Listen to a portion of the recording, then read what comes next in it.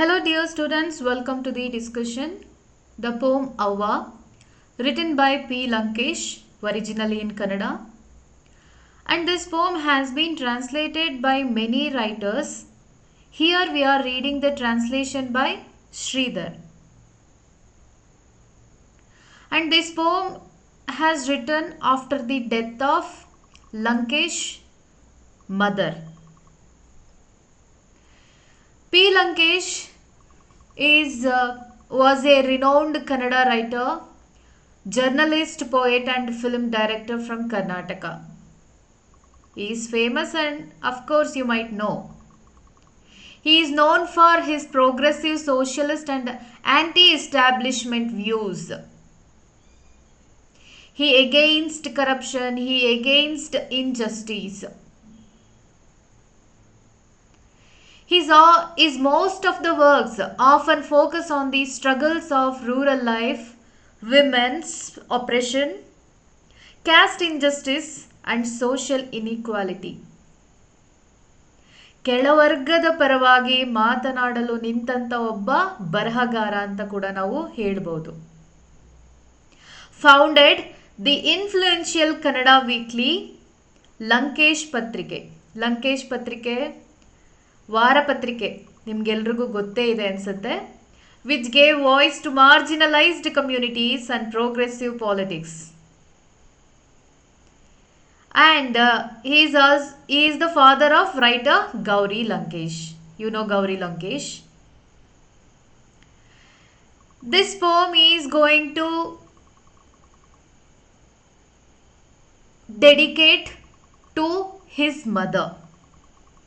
And he is praising the hardship of his mother. ಈ ಪದ್ಯದ ಮೂಲಕ, ಕಾವ್ಯದ ಮೂಲಕ ಪಿ ಲಂಕೇಶ್ ಅವರು ತಮ್ಮ ತಾಯಿಯನ್ನು ಸ್ಮರಿಸ್ತಾ ಇರುವಂಥದ್ದು. ಹಾಗಾದರೆ ಅವಳು ಜೀವನ ಪೂರ್ತಿ ಎಷ್ಟು ಕಷ್ಟಪಡ್ತಾಳೆ, ಹಾಗಂತ ಅವಳೇನು ತುಂಬ ಫೇಮಸ್ ಏನಲ್ಲ. ಅವಳೊಬ್ಳು ತುಂಬ ಸಾಮಾನ್ಯವಾದಂಥ ಹೆಂಗಸು. ಯಾವುದ್ಯಾವುದಕ್ಕೆಲ್ಲ ತನ್ನ ಜೀವನದಲ್ಲಿ ಗುದ್ದಾಡ್ತಾಳೆ, ಯಾವ ರೀತಿಯಾಗಿ ಸರಳವಾದ ಜೀವನ ಮಾಡ್ತಾಳೆ, ಹೀಗೆ ಹಲವಾರು ರೀತಿಯಲ್ಲಿ ತಮ್ಮ ತಾಯಿಯನ್ನು ಸ್ಮರಿಸ್ತಾ ಹೋಗ್ತಾರೆ. And the poem portrays the poet's mother as the very image of mother earth, fertile, strong and enduring. Her life is marked by hard labour in the fields, raising crops, caring for her family and enduring poverty with resilience. Isn't it? Everybody's mother is like that. She resists anything for her family. She faces anything for the sake of her children. She endures anything for the sake of her husband, her children. She is just like Mother Earth. ನಮ್ಮ ಭೂತಾಯಿ ಯಾವ ರೀತಿಯಾಗಿ ಅವಳಿಗೆ ಎಷ್ಟೇ ಕಷ್ಟ ಕೊಟ್ಟರು ಸಹಿಸ್ಕೊಂಡು ಕೊನೆಗೆ ಫಲವತ್ತಾದ ಫಲಗಳನ್ನು ಕೊಟ್ಟು ತನ್ನ ಮಕ್ಕಳೆಲ್ಲನ್ನು ಸಾಕ್ತಾ ಇದ್ದಾಳೋ ಅದೇ ರೀತಿ ಕೂಡ ನನ್ನ ತಾಯಿ ಅಂತ ಪಿ ಲಂಕೇಶ್ ಅವರು ಹೇಳ್ತಾ ಇದ್ದಾರೆ. ಹಾಗಾದರೆ ಈ ಪದ್ಯದ ಮೂಲಕ ಅದನ್ನು ನೋಡ್ತಾ ಹೋಗೋಣ. And this poem is in English. Before that I would like to read this poem in Kannada, which is original. Just listen to the poem. It is beautifully written in Kannada. P Lankesh ಅವರು ತನ್ನ ತಾಯಿ ನಿಧನರಾದ ನಂತರ ಬರೆದಂತಹ ಒಂದು ಕವನ ಇದು. ನನ್ನವ್ವ ಫಲವತ್ತಾದ ಕಪ್ಪು ನೆಲ, ಅಲ್ಲಿ ಹಸಿರು ಪತ್ರದ ಹರವು ಬಿಳಿಯ ಹೂ ಹಬ್ಬ. ಸುಟ್ಟಷ್ಟು ಕನಸು ನೊಂದಷ್ಟು ಹೂ ಹಣ್ಣು, ಮಕ್ಕಳೊದ್ದರೆ ಅವಳ ಅಂಗಾಂಗ ಪುಲಕ. ಹೊತ್ತ ಬುಟ್ಟಿಯ ಇಟ್ಟು ನರಳಿಯವೆ ಮುಚ್ಚಿದಳು ತೆರೆಯದಂತೆ. ಪಲ್ಲ ಜೋಳವ ಎತ್ತಿ ಅಪ್ಪನ ಮೆಚ್ಚಿಸಿ ತೋಳ ಬಂದಿಯ ಗೆದ್ದು, ಹೆಂಟೆಗೊಂದು ಮೊಗೆ ನೀರು ಹಿಗ್ಗಿ, ಮೆಣಸು ಅವರೆ ಜೋಳ ತೊಗರಿಯ ಹೊಲವ ಕೈಯಲ್ಲಿ ಉತ್ತು, ಹೂವಲ್ಲಿ ಹೂವಾಗಿ ಕಾಯಲ್ಲಿ ಕಾಯಾಗಿ, ಹೆಸರು ಗದ್ದೆಯ ನೋಡಿಕೊಂಡು, ಯೌವನವ ಕಳೆದಳು ಚಿಂದಿಯ ಸೀರೆ ಉಟ್ಟಿಕೊಂಡು. ಸತ್ತಳು ಈಕೆ ಬಾಗು ಬೆನ್ನಿನ ಮುದುಕಿಗೆಷ್ಟು ಪ್ರಾಯ, ಎಷ್ಟು ಗಾದಿಯ ಚಂದ್ರ ಒಲೆ ಎದುರು ಹೋಳಿಗೆಯ ಸಂಭ್ರಮ. ಎಷ್ಟೋ ಸಲ ಈ ಮುದುಕಿ ಅತ್ತಳು ಕಾಸಿಗೆ, ಕೆಟ್ಟ ಪೈರಿಗೆ, ಸತ್ತ ಕರುವಿಗೆ. ಎಷ್ಟು ಸಲ ಹುಡುಕುತ್ತ ಊರೂರು ಅಲೆದಳು ತಪ್ಪಿಸಿಕೊಂಡ ಮುದಿಯ ಎಮ್ಮೆಗೆ. ಸತಿ ಸಾವಿತ್ರಿ ಜಾನಕಿ ಊರ್ಮಿಳೆಯಲ್ಲ, ಚರಿತ್ರೆ ಪುಸ್ತಕದ ಶಾಂತ ಶ್ವೇತ ಗಂಭೀರೆಯಲ್ಲ. ಗಾಂಧೀಜಿ ರಾಮಕೃಷ್ಣರ ಸತಿಯರಂತಲ್ಲ. ದೇವರ ಪೂಜಿಸಲಿಲ್ಲ, ಹರಿಕತೆ ಕೇಳಲಿಲ್ಲ, ಮುತ್ತೈದೆಯಾಗಿ ಕುಂಕುಮ ಕೂಡ ಇಡಲಿಲ್ಲ. ಬನದ ಕರಡಿಯ ಹಾಗೆ ಚಿಕ್ಕ ಮಕ್ಕಳ ಹೊತ್ತು ಗಂಡನ್ನ ಸಾಕಿದಳು, ಕಾಸು ಗಂಟಿಕ್ಕಿದಳು. ನೊಂದ ನಾಯಿಯ ಹಾಗೆ ಬೈದು ಗೊಣಗಿ ಗುದ್ದಾಡಿದಳು.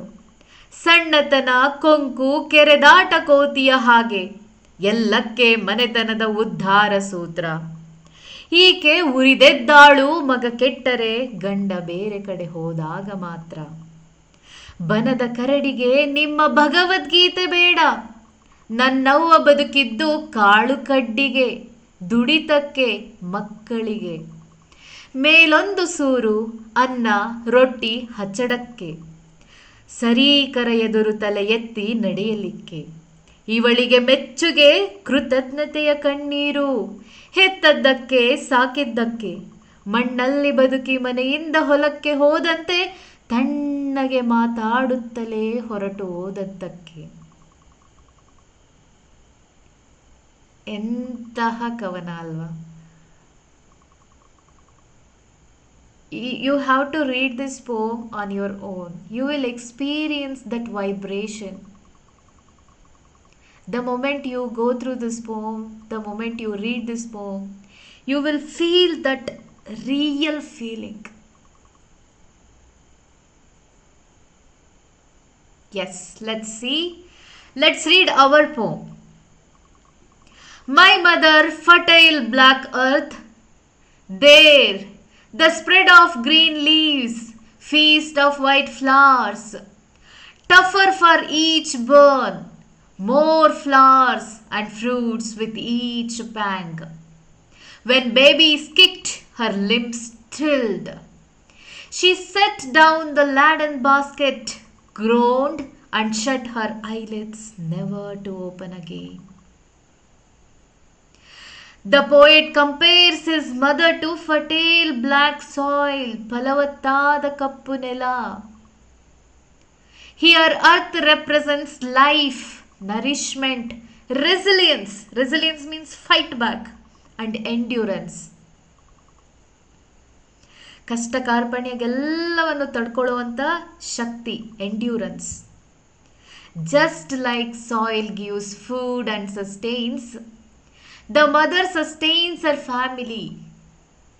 ಭೂತಾಯಿ ಯಾವ ರೀತಿಯಾಗಿ ಫಲವತ್ತಾದ ಕಪ್ಪು ನೆಲವಾಗಿ ಗಿಡ ಬಳ್ಳಿ ಮರಗಳನ್ನು ಹೂಗಳನ್ನು ಬೆಳೆಸಿ ತನ್ನ ಜನರನ್ನು ತನ್ನ ಮಕ್ಕಳನ್ನು ಸಾಕ್ತಿದ್ದಾಳೋ ಅದೇ ರೀತಿಯಾಗಿ ನನ್ನ ತಾಯಿಯೂ ಸಹ ಫಲವತ್ತಾದ ಕಪ್ಪು ನೆಲ. ತನಗೆಷ್ಟೇ ನೋವಾದರೂ ಕೂಡ ತನ್ನ ಮಕ್ಕಳನ್ನು ತನ್ನ ಸಂಸಾರವನ್ನು ಸಾಕ್ತಾಳೆ.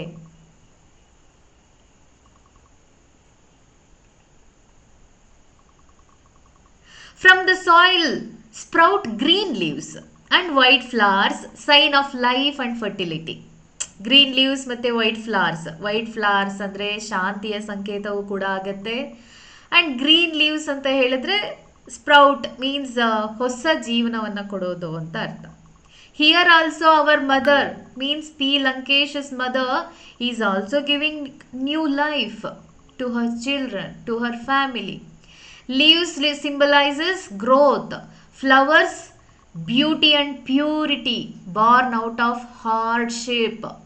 That is what our mother does for us. Tougher for each burn. ಎಷ್ಟೇ ಸುಟ್ರು ಎಷ್ಟೇ ನೋವಾದರೂ ಸಹ ಭೂಮಿ ತಾನು ಫಲವತ್ತಾದ ಫಲಗಳನ್ನು ಕೊಡೋದಂತೂ ನಿಲ್ಲಿಸೋದಿಲ್ಲ. The earth becomes more fertile after each burn. Didn't you see? ಕಬ್ಬನ್ನು ಬೆಳೆದು ಪ್ರತಿಯೊಂದು ಬೆಳೆ ಆದ ನಂತರ ಅದನ್ನೆಲ್ಲ ಸುಡ್ತಾ ಇರ್ತಾರೆ. ಕಾಡ್ಗಿಚ್ಚಾದರೆ ಸುಟ್ಟು ಹೋಗುತ್ತೆ. ಕಾಡ್ಗಿಚ್ಚಾಗಿ ಸುಟ್ರೆ ಇಲ್ಲ ಬೇರೆಲ್ಲೋ ಕಡೆ ಸುಟ್ರೆ ಮಳೆ ಬಂದು ಅದೇ ಫಲವತ್ತತೆ ಗೊಬ್ಬರ ಆಗಿ ಮತ್ತೆ ಅದನ್ನ ತನ್ನ ಫಲವತ್ತತೆಯಾಗಿ ಅದನ್ನ ಉಪಯೋಗಿಸ್ಕೊಂಡು ಭೂಮಿ ಮತ್ತೆ ಹೊಸ ಜೀವಗಳನ್ನ ಕೊಡ್ತಾಳೆ. Likewise the mother grows stronger through pain. We don't understand the pain of our mother. Each and every work she is working for us. The moment she wakes up in the morning, she starts to work something. She dedicates the whole day for her family, her husband, her children, her in-laws, or her parents. Here burn symbolises Har suffering. ಯಾವ ರೀತಿಯಾಗಿ ಭೂಮಿ ಸುಟ್ಟಷ್ಟು ಫಲವತ್ತತೆ ಆಗುತ್ತೋ ಅದೇ ರೀತಿ ತಾಯಿಯೂ ಕೂಡ ನೊಂದಷ್ಟು ಗಟ್ಟಿಯಾಗ್ತಾಳೆ. Pangs means hardships of life. With fruits with each ಪ್ಯಾಂಗ್.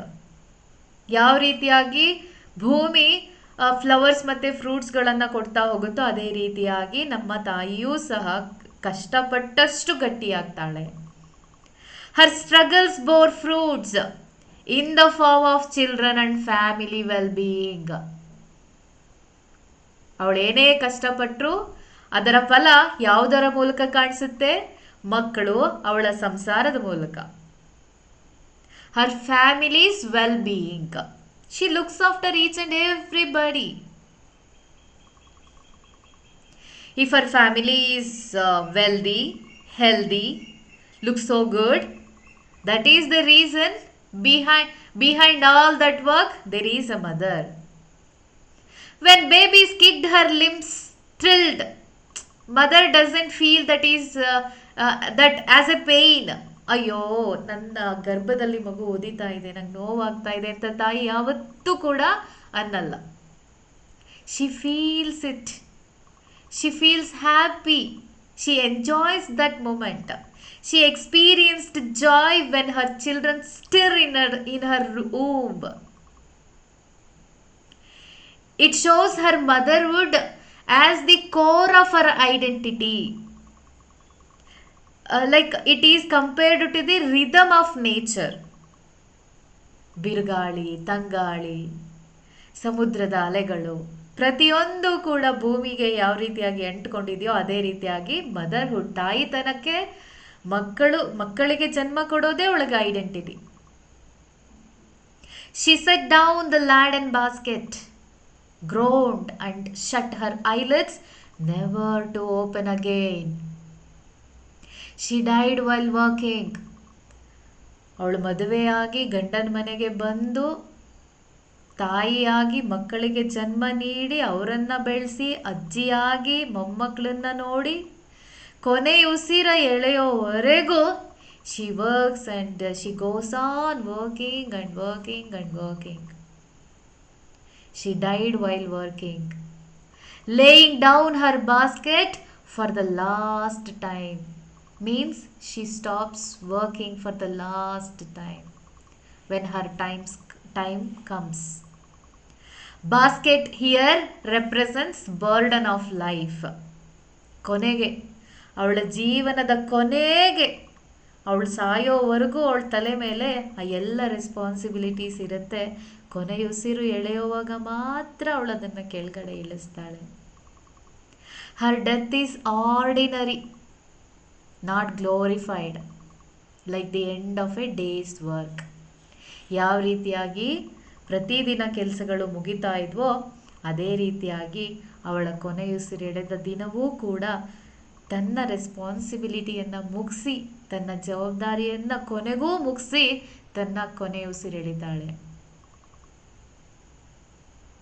I feel so overwhelmed while reading this poem. Yes, let's see the second stanza. She raised 100 measure sack of maize, impressed father and own a bracelet. She watered each clump of clay, seeded pepper, pea, maize, and lentil fields by hand. A flower among flowers, ripening fruit among fruits, looked after the lentil field and spent her youth in tattered saris. She was physically strong, able to carry heavy loads. By carrying that heavy loads, ಮೂಟೆಗಳನ್ನು ಹೊರೋದ್ರ ಮೂಲಕ, she is earning admiration from her husband. Father means ಲಂಕೇಶ's father means ತನ್ನ ತಂದೆ ಅಂದರೆ ಅವಳ ಗಂಡ ಅಲ್ವಾ. Her husband, ತನ್ನ husband ಅಂದರೆ ಅವಳ ಗಂಡನಿಂದ ಭೇಷ್ ಅನ್ಸ್ಕೊಳ್ಳೋಕ್ಕೋಸ್ಕರ ಎಷ್ಟು ಕಷ್ಟಪಟ್ಟು ದುಡಿತಾಳೆ. Sack of maize symbolizes heavy responsibilities. She completes, fulfills any kind of responsibilities. Within the walls, even in the fields, even out of the fields. As a working woman, yes, she does. She fulfills. ಹೊಲದಲ್ಲಾಗಲಿ, ಗದ್ದೆಲಾಗಲಿ, ಮನೆಯಲ್ಲಾಗಲಿ ಎಲ್ಲ ಕಡೆಯೂ she completes her responsibility. She works hard. Here she wore a bracelet means token of love from her husband, but also the small recognition women get for huge efforts. ಅಷ್ಟೆಲ್ಲ ಕಷ್ಟಪಡೋದಕ್ಕೆ ಓನೆ bracelet ಅಂದರೆ ಒಂದು ಚಿಕ್ಕ ಪ್ರಶಂಸೆ ಅಷ್ಟೇ ಅವಳು ನಮ್ಮಿಂದ ಬಯಸೋದು. ಮಕ್ಕಳಿಂದ ತಾಯಿ ಬಯಸೋದು ಪ್ರೀತಿಯನ್ನು ಅಷ್ಟೇ, like from her husband. She watered each clump of clay, seeded the pepper, pea, maize and lentil fields by hand. She personally tended to crops. She looks after that nurturing life from the soil. ತನ್ನ ಮಕ್ಕಳನ್ನ ಎಷ್ಟು ಚೆನ್ನಾಗಿ care ಮಾಡ್ತಾಳೋ ಅಷ್ಟೇ ಚೆನ್ನಾಗಿ ತಾನು ಹುತ್ತು ಬಿತ್ತು ಬೆಳೆಯುವಂತಹ ಬೆಳೆಗಳನ್ನು ನೋಡ್ಕೊಳ್ತಾಳೆ. ಇಲ್ಲಿ ಕ್ರಾಪ್ಸ್ ಅಂತ ಹೇಳಿದ್ರೆ ಮಕ್ಕಳಿಗೂ ಕೂಡ ಹೋಲಿಸ್ಬೋದು, ತನ್ನ ಫ್ಯಾಮಿಲಿಗೂ ಕೂಡ ಹೋಲಿಕೆಯನ್ನು ಮಾಡಬಹುದು. ಕ್ಲೇ ಅಂದರೆ ಮಣ್ಣು. It is very raw, harsh reality of life. She walks on it. Seeds, she is like seeding hopes and continuity of life. ಬೀಜಗಳನ್ನು ಬಿತ್ತೋದ್ರಿಂದ ಅವಳು ಮುಂದಿನ ಭವಿಷ್ಯವನ್ನು ನೋಡ್ತಾ ಇದ್ದಾಳೆ, ಮಕ್ಕಳನ್ನು ಬೆಳೆಸ್ತಾ ಇದ್ದಾಳೆ, ಅವರ ಪೋಷಣೆಯನ್ನು ಮಾಡ್ತಾ ಇದ್ದಾಳೆ. ಅಂದರೆ ಮುಂದಿನ ಭವಿಷ್ಯಕ್ಕೆ ತನ್ನದೇ ಆದ ಕೊಡುಗೆಯನ್ನು ಕೂಡ ಕೊಡ್ತಾ ಇದ್ದಾಳೆ. She herself was natural and beautiful like the crops she tended. Here flowers represent beauty, delicacy. Fruits ಅಂತ ಹೇಳಿದ್ರೆ ಮೆಚ್ಯೂರಿಟಿ, ಫುಲ್ಫಿಲ್ಮೆಂಟ್. ಅಷ್ಟೆಲ್ಲ ಕಷ್ಟಪಡೋದು ಮಕ್ಕಳನ್ನು ಬೆಳೆಸೋದಕ್ಕೆ, ತನ್ನ ಸಂಸಾರವನ್ನು ನೋಡ್ಕೊಳ್ಳೋದಕ್ಕೆ. ಭೂಮಿ ಯಾವ ರೀತಿಯಾಗಿ ಹಣ್ಣು ಹಂಪಲುಗಳನ್ನು ಕೊಡ್ತಾಳೋ ಅದೇ ರೀತಿ ತಾಯಿಯೂ ಕೂಡ. She embodied both beauty and maturity. She sacrifice everything for her family. She sacrificed her youth for hard work, wearing old and torn clothes. She never looks after herself. ಅಯ್ಯೋ ಚೆನ್ನಾಗಿರೋ ಸೀರೆ ಉಟ್ಟಿದ್ದೀನ, ಅಯ್ಯೋ ಚಂದದ ಕುಂಕುಮ ಇಟ್ಟಿದ್ದೀನ, ತಲೆ ಬಾಚಿದ್ದೀನ. No, we are not talking about a modern woman, but a woman from a village, small village. She never looks after. If you are from village, you can imagine that how a mother is. ಯಾವತ್ತೂ ಕೂಡ ಅವಳು ತನ್ನ ಸೌಂದರ್ಯವನ್ನು ನೋಡ್ಕೊಳ್ಳೋದೇ ಇಲ್ಲ. ಬೆಳಗ್ಗೆ ಎದ್ದಾಗಿಂದ ಮಲ್ಗೋವರೆಗೂ ದುಡಿ 3 ಹೊತ್ತು ಎಷ್ಟೋ ಆದಷ್ಟು ಊಟ ಮಾಡು, ಇಲ್ಲ 2 ಹೊತ್ತು ಊಟ ಮಾಡು, ಸೀರೆ ಹರಿದೋದ್ರು ಅದನ್ನೇ ಹೊಲಿದು ಹಾಕೋ. ಪಿ ಲಂಕೇಶ್ ಅವರ ಕಾಲಕ್ಕೆ, ಅವರ ತಾಯಿಯ ಕಾಲಕ್ಕೆ ಹೇಗಿತ್ತು ಅವರ ಜೀವನ ಅನ್ನೋದನ್ನು ನಾವಿದ್ರ ಮೂಲಕ ಕೂಡ ನೋಡ್ಬೋದು. She sacrifices everything. Tattered sari represents our poverty. And she is sacrificing everything, her youth, her beauty, everything. Invisibility of rural women's struggles also picturized here. So we are looking, the mainstream women only, right? We don't know how, rural women are, how they are struggling, what is their position in the in that social structure, in that patriarchal structure. How does she, cope with that, right? So ಇದು ಒಂದು line ಎಷ್ಟೆಲ್ಲ ಹೇಳುತ್ತೆ. Spent ಹರ್ youth ಅಂದರೆ ನೋಡಿ, ಅವಳು ಇನ್ನೂ ಚಿಕ್ಕವಳು. So ಯೂತನ್ನೇ ಟ್ಯಾಟರ್ಡ್ ಸೀರೆ ಅಂದರೆ ಅರ್ಧೋಗಿರುವಂಥ ಸೀರೆ ಉಟ್ಟು ಕಳೀತಾಳೆ ಅಂತ ಅಂದರೆ she doesn't care for anything Har self. ಅವಳಿಗೆ ಅಂತ ಅವಳು ಏನನ್ನೂ ಕೂಡ ಅಲ್ಲಿ ಕೇರ್ ಮಾಡ್ತಾ ಇಲ್ಲ. She died. How old was this bent backed old woman? How many new year moons, festive sweet breads at the flaming stove? How often had she wept, this old woman, for money, for ruined crop, for a dead calf? How often did she roam village to village, searching for the runaway aged buffalo? Here the poet wonders about her unrecorded age at death. We don't know at what age she died. ತುಂಬ ಚಿಕ್ಕವಳಿದ್ದಾಗಲೇ ಸತ್ತಿದ್ದಾಳ ಅಥವಾ ತುಂಬ age ಆಗಿ ಸತ್ತಿದ್ದಾಳ? We don't know. Means her invisibility in her family itself. Bent back means the toll of lifelong labour. ಇಡೀ ಜೀವನ ಪೂರ್ತಿ ಬೆನ್ನು ಬಾಗೋವರೆಗೂ ಅವಳು ದುಡಿತಾನೇ ಇರ್ತಾಳೆ. How many festivals did she celebrate? We don't know. Cooking traditional sweets? We don't know. That much she has worked. Here moon means cycle of time. ಅಂದರೆ 15 ದಿನಕ್ಕೊಂದ್ಸಲ ಅಮಾವಾಸ್ಯೆ, 15 ದಿನಕ್ಕೊಂದ್ಸಲ ಹುಣ್ಣಿಮೆ ಅಂದರೆ 1 ತಿಂಗಳು. So that means that new year moons ಅಂತ ಹೇಳಿದ್ರೆ ಎಷ್ಟು cycles of ಎಷ್ಟು ವರ್ಷಗಳು ಅನ್ನೋ ಅರ್ಥ ಬರುತ್ತೆ. Festive sweets means fleeting joys amidst hardship.